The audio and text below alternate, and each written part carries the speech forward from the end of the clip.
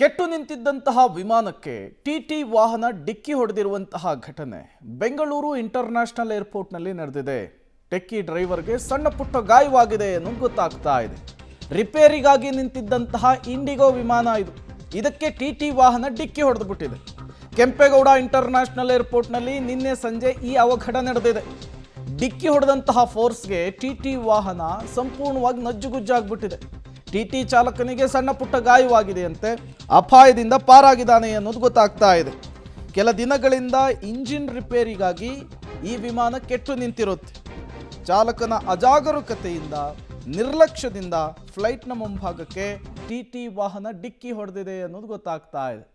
ನೀವು ಕೂಡ ವಿಜುವಲ್ಸನ್ನು ಗಮನಿಸ್ತಾ ಇದ್ದೀರಿ. ಸಿಚುವೇಶನ್ ಹೆಂಗಿತ್ತು ಅಂಥೇಳಿ.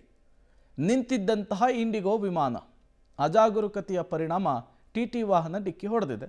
ಪರಿಣಾಮ ಈ ವಾಹನದ ಮುಂಭಾಗ ಏನಿದೆ ಅದು ಸಂಪೂರ್ಣವಾಗಿ ನಜ್ಜುಗುಜ್ಜಾಗಿ ಹೋಗಿದೆ.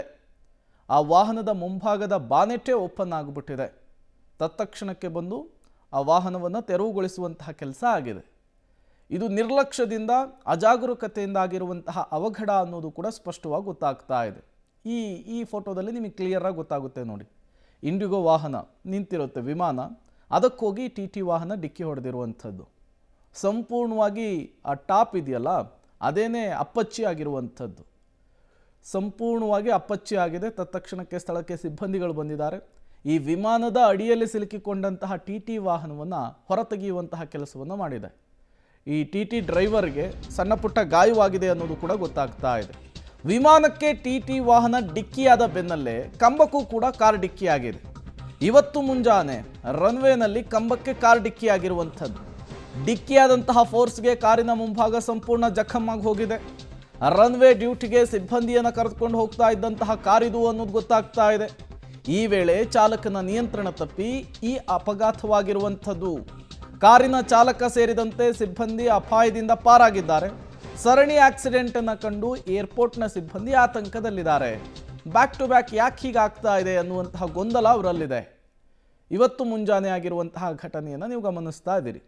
ಒಂದು, ಈ ಇಂಡಿಗೋ ವಿಮಾನದ ಅಡಿಯಲ್ಲಿ ಸಿಲುಕಿಕೊಂಡಿರುವಂತಹ ಟಿ ಟಿ, ಮತ್ತೊಂದು ಕಾರಿನ ಮುಂಭಾಗ ಯಾವ ರೀತಿ ಆಗಿದೆ ಅಂಥೇಳಿ ಸಿಬ್ಬಂದಿಯನ್ನು ಕರೆದುಕೊಂಡು ಹೋಗ್ತಾ ಇದ್ದಂತಹ ವೆಹಿಕಲ್ ಅದು ಸಂಪೂರ್ಣವಾಗಿ ಅಪ್ಪಚ್ಚಿಯಾಗಿ ಹೋಗಿದೆ. ಬಾನೆಟ್ ಓಪನ್ ಆಗಿದೆ. ಎರಡು ಫೋಟೋಸನ್ನು ನೀವು ಸ್ಕ್ರೀನ್ ಮೇಲೆ ಗಮನಿಸ್ತಾ ಇದ್ದೀರಿ. ಮತ್ತಷ್ಟು ಡೀಟೇಲ್ಸನ್ನು ಕೊಡ್ತಾರೆ ಮುದ್ದುಕೃಷ್ಣ ದೂರವಾಣಿ ಸಂಪರ್ಕದಲ್ಲಿ ಜಾಯಿನ್ ಆಗಿದ್ದಾರೆ. ಮುದ್ದುಕೃಷ್ಣ, ಬ್ಯಾಕ್ ಟು ಬ್ಯಾಕ್ ಆಗಿರುವಂತಹ ಆಕ್ಸಿಡೆಂಟ್ ಇದು ಹೇಗಾಯಿತು? ಯಾರಿಗಾದರೂ ಪೆಟ್ಟಾಗಿದೆಯಾ? ಈ ಬಗ್ಗೆ ಆಡಳಿತ ಮಂಡಳಿ ಅಥವಾ ಸಿಬ್ಬಂದಿಗಳು ಏನು ಹೇಳ್ತಾ ಇದ್ದಾರೆ ಅಂತ ಹೇಳಿ. ಖಂಡಿತ ಪ್ರೇಮ್, ಕೆಂಪೇಗೌಡ ಅಂತಾರಾಷ್ಟ್ರೀಯ ವಿಮಾನ ನಿಲ್ದಾಣದಲ್ಲಿ ಕಳೆದ 12 ಗಂಟೆಗಳ ಅವಧಿಯಲ್ಲಿ 2 ಪ್ರತ್ಯೇಕ ಪ್ರಕರಣಗಳಾಗಿರುವಂಥದ್ದು. ಅದು ಚಾಲಕನ ನಿರ್ಲಕ್ಷ್ಯಕ್ಕೆ ಆಗಿರುವಂತಹ ಅಪಘಾತ ಪ್ರಕರಣಗಳು. ಮೊದಲನೆಯದು ನಿನ್ನೆ ಸಂಜೆ ಟಿಟಿ ವಾಹನ ಒಂದು ನಿಂತಿದ್ದಂತಹ ಇಂಡಿಗೋ ವಿಮಾನ ಏನಿತ್ತು ಅದಕ್ಕೆ ಹೋಗಿ ನೇರವಾಗಿ ಅದರ ಮೂತಿಯ ಕೆಳಭಾಗದಲ್ಲಿ ಡಿಕ್ಕಿ ಆಗುತ್ತೆ. ಹಾಗಾಗಿ ಟಿಟಿಯ ಮೇಲ್ಭಾಗದ ಟಾಪ್ ಏನಿರುತ್ತೆ ಆ ಟಾಪ್ ಸಂಪೂರ್ಣವಾಗಿ ಒಂದು ರೀತಿ ಕಳಚಿದೆ. ಹಾಗಾಗಿ ಅದರಲ್ಲಿ ಇದ್ದಂತಹ ಚಾಲಕನಿಗೆ ತಲೆ ಮತ್ತೆ ಕೈ ಭಾಗಕ್ಕೆ ಸಣ್ಣ ಪುಟ್ಟ ಗಾಯಗಳಾಗಿದೆ. ಆದರೆ ಯಾವುದೇ ರೀತಿಯ ಪ್ರಾಣಾಪಾಯ ಆಗಿಲ್ಲ. ಆದ್ರೆ ಇದು ನೇರವಾಗಿ ಹೇಳಿದ್ರೆ ಅದು ಚಾಲಕನ ನಿರ್ಲಕ್ಷ್ಯ ಅಂತ ಹೇಳ್ಬೋದು. ಯಾಕೆಂದ್ರೆ ಅಷ್ಟು ದೊಡ್ಡದಾದ ವಿಮಾನ ಇದೆ, ಅದು ಆತನ ಕಣ್ಣಿಗೆ ಕಾಣಿಸ್ತಿಲ್ವಾ ಅನ್ನೋದೇ ಯಕ್ಷ ಪ್ರಶ್ನೆ ಆಗುತ್ತೆ. ಹಾಗಾಗಿ ಏಕಾಏಕಿ ವಿಮಾನದ ಕೆಳಭಾಗದಲ್ಲಿ ಆತ ಹಾದು ಹೋಗುವಂತಹ ಸಂದರ್ಭದಲ್ಲಿ ಇದು ಏಕಾಏಕಿ ವಿಮಾನ ತಡೆ ಒಡ್ಡಿದೆ. ಹಾಗಾಗಿ ಟಿಟಿಯ ಮೇಲೆ ಟಾಪ್ ಏನಿದೆ ಅದು ಕಿತ್ತು ಬಂದಿದೆ.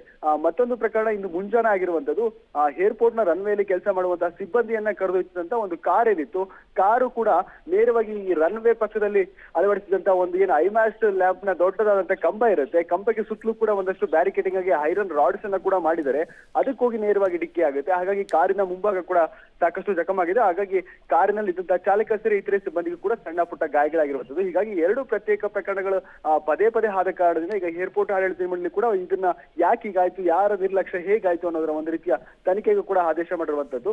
ಪದೇ ಈ ರೀತಿ ಪ್ರಕರಣಗಳಿಂದ ಏರ್ಪೋರ್ಟ್ ಆಡಳಿತ ಮಂಡಳಿ ಕೂಡ ಆತಂಕ ವ್ಯಕ್ತಪಡಿಸಿರುವಂತದ್ದು. ಪ್ರೇಮ್, ಥ್ಯಾಂಕ್ ಯು ಮಧುಕೃಷ್ಣ ತಮ್ಮೆಲ್ಲ ಮಾಹಿತಿಗಾಗಿ. ಒಂದು ಟ್ರಾಫಿಕ್ ಇರಲ್ಲ, ಜೊತೆಗೆ ಅವಸರ ಇರಲ್ಲ, ಗಜಿಬಿಜಿ ಇರಲ್ಲ, ಜೊತೆಗೆ ರೋಡ್ ಕೂಡ ಕ್ಲಿಯರ್ ಆಗಿರುತ್ತೆ.